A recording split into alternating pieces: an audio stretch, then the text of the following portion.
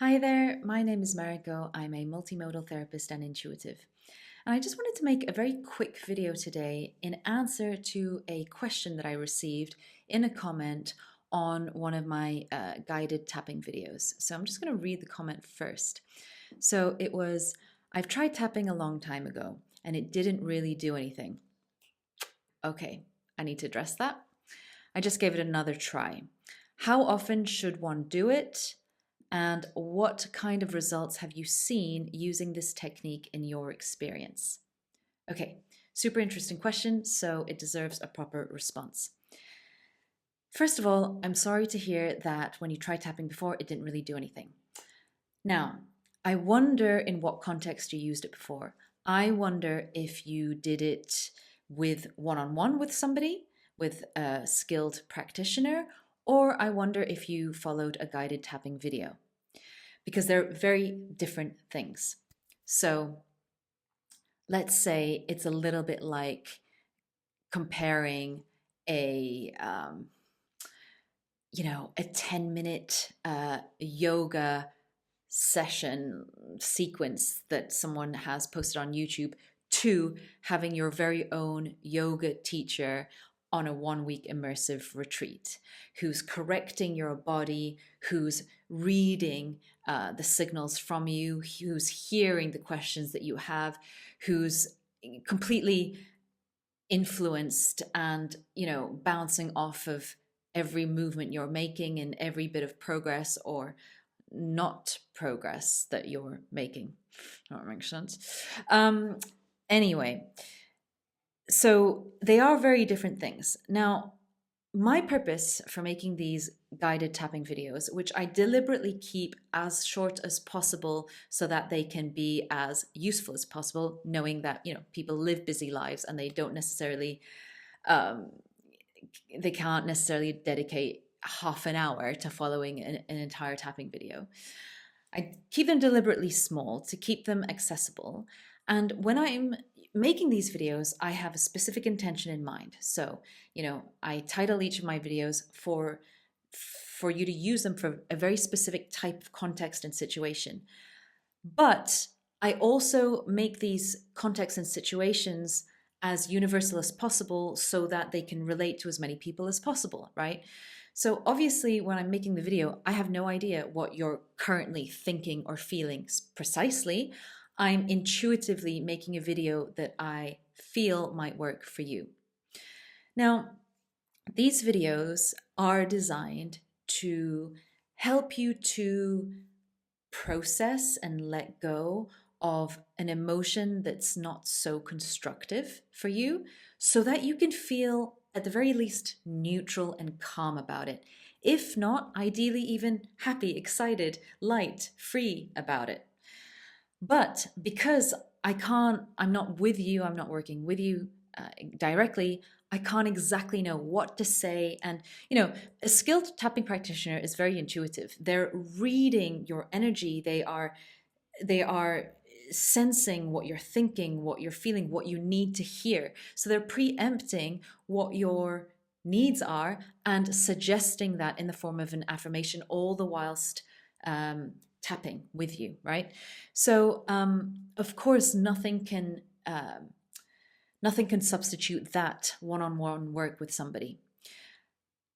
In saying that, I do want to say that these guided tapping videos can be very useful indeed. And I've had many comments of people,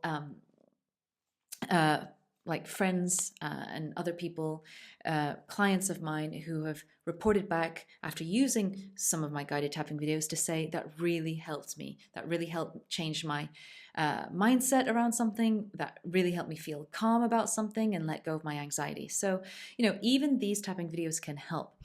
And what I say at the end of some of these videos is, if you're still not feeling completely at peace or clear about something, then just repeat the video again, either from the beginning or from halfway through, and just repeat the video over and over until you feel calm and clear.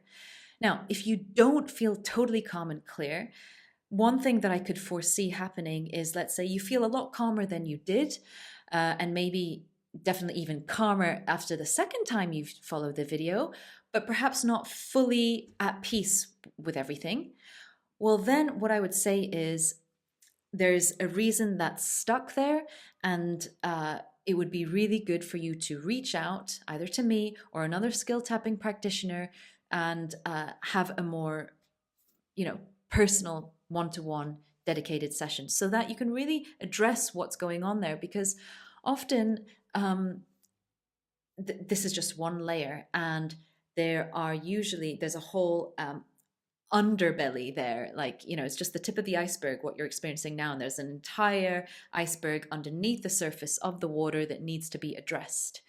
So I would highly recommend working with someone. Okay, so that should answer that first question of how often to do it, or if not, I would just say the more the merrier, really. And it could be little and often. I use tapping in the form of these kind of videos, as in on myself, quick, short sessions, whenever I'm triggered, like if there's a tiny little worry that comes up, if there's a tiny irritation, I sit and I tap. And if you do that, if you commit to doing that as soon as you're triggered, then what happens is you're clearing something emotional, which is also something energetic because the two are linked. You're clearing something as it arises so that you don't need to carry it with you into your tomorrow, right? Now, this is profound. It basically means, when we use the phrase emotional baggage, that's exactly what it is. It's like emotional, energetic baggage that keeps accumulating through life every time we ignore or deny or suppress some emotion that has arisen for us. So every day, these little annoyances that come up, these sadnesses, these anxieties, if we don't address them frequently, regularly, then they accumulate and they form our emotional baggage. So if you can commit to using tapping when something comes up, and hopefully you can follow one of my videos, and I keep adding more to this library, then you can clear that emotion so that you're no longer accumulating the emotional baggage. So that, and ideally, a good time to do this is at the end of the day before bed, because then you release what you've accumulated from that day and you can sleep feeling peaceful, and the next day you wake up feeling clear. Now, this is a game changer to do in your life. Now, results that I have experienced myself with tapping, I would say anything from the practical to the profound to the miraculous to the magical is what I've experienced using tapping. Now, tapping is a tool. So, of course, not everyone is going to be good at using it. It's a tool, and actually it's an art form. So the more experience you have, the more you use it in an artful, profound, complex way. But I would say, okay, I'll cite some examples of how it's helped. Okay, one example. I remember years ago, my husband and I were doing an event. So we both used to be chefs. We were hosting an event where we wanted to sell 30 tickets for this 4-course dinner that we were making. It was 4 days before the event. We hadn't sold any tickets. And we were both feeling anxious because we had already invested. We had already started preparing, right? So I sat down with him. I forced him to tap with me. I guided the session. We were both tapping on ourselves, releasing the anxiety and tapping into the possibility of infinite possibilities. I kid you not. The second after we stopped tapping, I had received an email from the online events platform where we were selling our tickets. 7 tickets had been sold in the time that we were tapping together. We eventually ended up selling out. So yeah, I'll give you another example. My husband is a good one to watch because he's kind of real life example that I can observe, because I often force him to do these tapping videos when he's not feeling well. I send him a video and I tell him to follow it. He was in an anxious situation because he had no upcoming work for a while. There was just no movement in his work. He did 2 of my tapping videos back to back, releasing the anxiety and the fear. And after the tapping video, he had received 2 emails from prospective clients, and one of them led to a job 2 weeks later. A week-long job.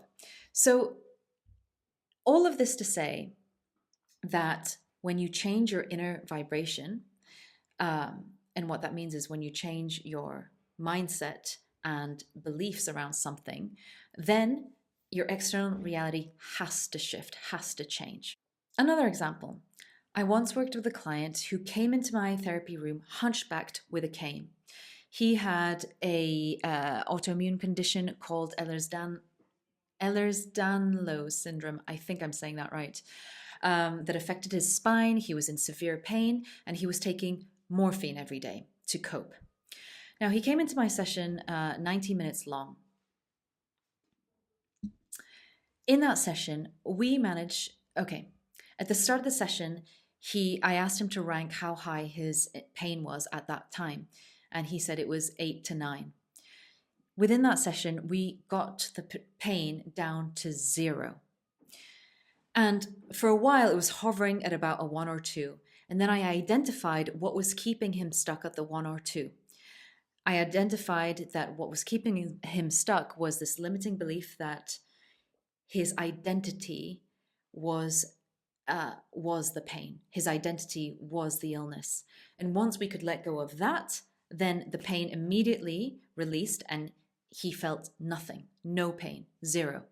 And then he walked out of the therapy room, straight backed, without the cane, and the next day he didn't even need to take any morphine.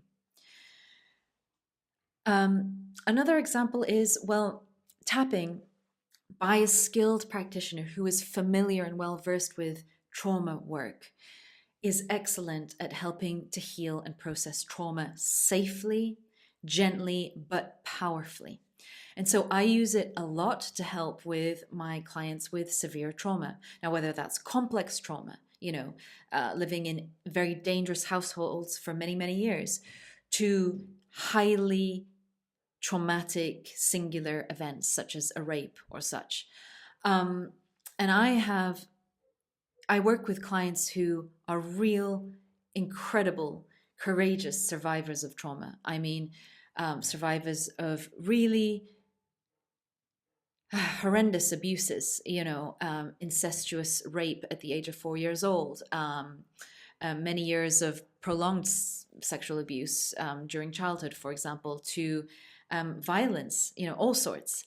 And time and time again, I use tapping as a core method of helping them to heal and process it. And the results have been extraordinary.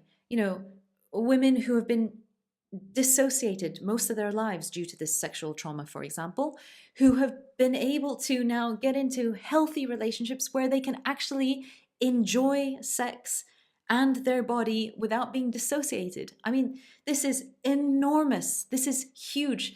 Sexual trauma is one of the hardest traumas to heal from. And, in our sessions, I would use a lot of tapping to help them process that trauma. So that's another example. All this to say, I have seen miraculous results with tapping in all different contexts. So yes, it is an excellent way of working, especially with a skilled practitioner one-on-one.